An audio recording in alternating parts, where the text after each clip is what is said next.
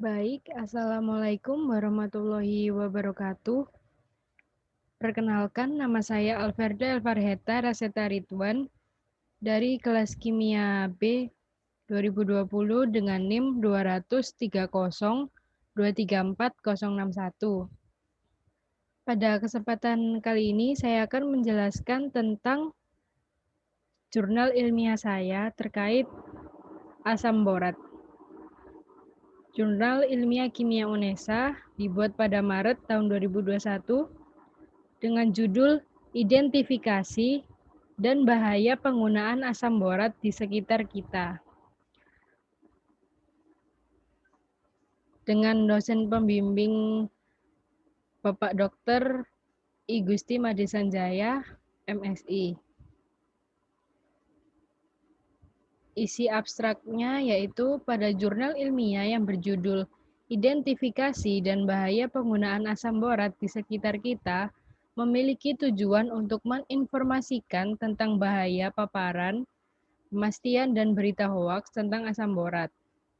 Asam borat ya atau dengan rumus molekul H3BO3 atau yang biasa dikenal dengan boraks merupakan senyawa berbentuk serbuk halus berwarna putih. Adapun bahaya yang disebabkan oleh boraks yaitu dapat menyebabkan iritasi, mual, muntah, nyeri atau rasa terbakar pada telinga dan lainnya. Pemastian asam borat dapat ditentukan dengan cara uji nyala api, tes kit, dan titrasi asam basa. Titrasi asam borat dilakukan dengan penambahan larutan NaOH dengan penetesan setiap 2 ml pada buret. Pendahuluannya di sini pertama-tama dijelaskan tentang bahaya asam borat. Bahaya asam borat jika terpapar pada tubuh bermacam-macam reaksinya. Yang pertama ada kontak dengan hidung apabila terhirup. Untuk paparan jangka pendeknya dapat mengiritasi saluran hidung dan pernafasan. Untuk paparan jangka panjang dapat mengakibatkan efek sistemik seperti mual dan muntah persisten. Lalu ada kontak dengan kulit. Paparan jangka pendeknya tidak mengiritasi atau menembus kulit. Namun, jika terkena paparan dalam jangka panjang, dapat menimbulkan kerusakan kulit dan dermatitis. Lalu selanjutnya, kontak dengan mata, paparan jangka pendeknya menyebabkan iritasi dan konjungtivitis. Untuk paparan jangka panjangnya, dapat mengakibatkan radang selaput ikat mata. Yang terakhir, kontak dengan mulut apabila tertelan. Paparan jangka pendeknya dapat mengakibatkan iritasi saluran pencernaan sehingga mual, muntah, diare, dan kram perut. Untuk paparan jangka panjang bisa dapat menyebabkan kejang hingga koma. Lalu yang selanjutnya yaitu berita hoaks asam borat. Berita hoaks tentang asam borat yang saya temukan yang pertama yaitu terkait berita vaksin Sinovac untuk kelinci percobaan mengandung boraks dan formalin. Berita hoaks tersebut beredar melalui aplikasi WhatsApp secara pesan berantai. Terdapat pesan untuk menghimbau para pembaca agar menyebar pesan tersebut. Dalam berita disebutkan bahwa vaksin Sinovac mengandung bahan yang tidak halal serta menggunakan boraks dan formalin. Hal tersebut dibantah oleh PT Bio Farma yang menyatakan bahwa informasi tersebut adalah hoaks. Berita selanjutnya yaitu tentang temuan siswi SMA 3 Semarang, yaitu tusuk gigi kunyit dapat mendeteksi boraks maksud saya. Berita hoaks tersebut berisi broadcast lewat aplikasi WA bahwa siswi SMA 3 Semarang bernama Wening dan Lutfia berhasil menemukan dan menguji metode pendeteksian tusuk gigi kunyit sebagai deteksi boraks. Hal tersebut dibantah oleh siswi yang bernama Lutfia karena dia merasa bingung akan informasi tersebut dan takut bila informasi tersebut disebarkan. Selanjutnya yaitu pemastian asam borat. Pemastian asam borat dapat dilakukan dengan berbagai cara. Salah satunya yaitu dengan cara titrasi asam basah. Titrasi asam basah tersebut dilakukan untuk mengetahui kadar asam borat berdasarkan reaksi penetralan dengan menggunakan asam borat dan larutan NaOH. Yang selanjutnya yaitu ada material dan metode. Bahan dan alat yang digunakan yaitu pertama, ada 10 ml larutan asam borat 0,1 mol, larutan NaOH 0,05 mol, dan indikator penolphthalate atau PP. Untuk alatnya yang digunakan yaitu gelas ukur, pipet tetes, labu, statif dan klem, kertas putih, buret, dan corong. Untuk metode penelitian dilakukan dengan cara mengambil sampel sebanyak 10 ml yang selanjutnya ditambahkan 2 tetes indikator PP.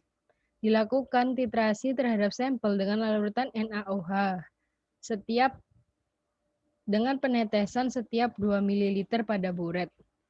Titrasi akan dihentikan ketika terjadi perubahan warna larutan dari jernih menjadi merah muda. Lalu untuk hasil dan pembahasan, di sini ada visualisasi 3 dimensi asam borat. Gambar visualisasinya dapat dilihat dari tampilan yang saya tampilkan. Lalu untuk data dan grafik titrasi asam borat dengan NaOH, saya menggunakan Microsoft Excel untuk membuat datanya dan grafiknya. Di sini saya menggunakan volume NaOH dengan kelipatan 2. Lalu untuk pH-nya di sini tampak seperti yang di layar. Seperti ini. Lalu untuk grafiknya didapatkan seperti ini. Terdapat titik ekuivalen pada pH 7,3. Seperti ini. Titik ekuivalennya. Lalu untuk visualisasi reaksi asam borat dengan NaOH dengan reaksi H3BO3 ditambah 3 NaOH menjadi Na3BO3 plus 3H2O. Dapat kita lihat visualisasinya seperti yang tampak di layar. Ini merupakan visualisasi dari H3BO3 atau asam borat ditambah dengan 3 NaOH. Visualisasinya seperti ini. Lalu menjadi Na3BO3 dengan visualisasi seperti ini. Ditambah dengan 3H2O atau air dengan visualisasi seperti ini. Seperti itu. Lalu pembahasan dari data dan grafik di atas dapat dinyatakan dengan analisis kuantitatif titrasi asam lemah dengan basa kuat. Dengan asam borat, H3BO3 berlaku sebagai titrat atau sampel yang dititrasi untuk diketahui konsentrasinya. Sedangkan NaOH berlaku sebagai titran atau larutan yang digunakan untuk menguji sampel asam borat tadi.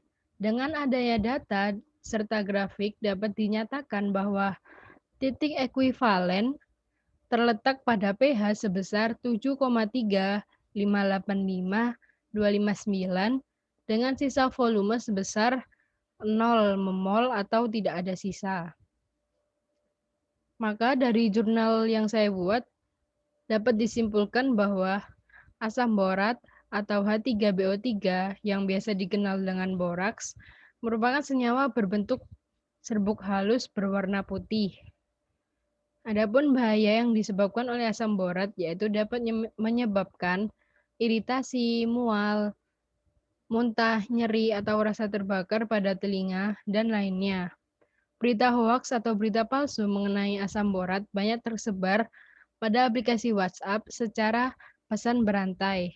Beberapa contoh berita hoaks yang tersebar yaitu tentang vaksin Sinovac yang mengandung boraks dan tusuk gigi kunyit yang dapat mendeteksi adanya boraks. Metode yang dapat digunakan untuk memastikan keberadaan asam borat dapat dilakukan dengan metode titrasi asam lemah dengan basa kuat. Lalu ucapan terima kasih saya tujukan kepada Bapak Dr. Igusti Made Sanjaya, MSI, selaku dosen pembimbing dalam meluangkan waktunya untuk membimbing saya dalam penulisan jurnal ilmiah ini. Ucapan terima kasih juga saya tujukan kepada orang tua dan keluarga yang selalu mendampingi, serta teman-teman yang senantiasa memberi semangat. Saya menyadari bahwa penulisan jurnal ilmiah yang saya buat masih perlu dikembangkan lagi. Maka dari itu, saya menerima kritik dan saran agar jurnal ilmiah ini dapat menambah wawasan serta manfaat di kehidupan sehari-hari. Berikut daftar pustaka yang saya gunakan dalam penulisan jurnal ilmiah ini. Kurang lebihnya saya mohon maaf. Sekian, terima kasih. Wassalamualaikum warahmatullahi wabarakatuh.